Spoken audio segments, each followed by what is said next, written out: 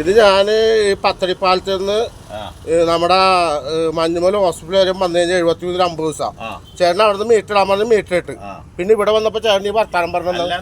5 രൂപ കൂടുതലാണ് ചേട്ടൻ ഇവിടെ വെച്ചത് കംപ്ലൈന്റ് ആർട്ടിയിലോ കംപ്ലൈന്റ് പിന്നെന്താണ് ഇപ്പൊ ഈ ഗതാഗതമന്ത്രി ഇങ്ങനെ കാണിച്ചുകൊണ്ടല്ലെങ്കിൽ ഉളപ്പരിപാടി കാണിക്കുന്നത് അല്ലാണ്ട് വേറൊന്നുമില്ല ഈ പൈസ ഞാൻ കിട്ടാനുണ്ട് എന്നിട്ട് എന്താണ് ചേട്ടനെന്താ ഈ വർത്താനം പറഞ്ഞെന്താണ് ചേട്ടനെന്താ വർത്താനം പറഞ്ഞ ചേട്ടനെന്താ പൈസ തരാൻ പറ്റില്ലേ എന്താണ് കഥ അതാന്ന് പറഞ്ഞെന്താണ് 73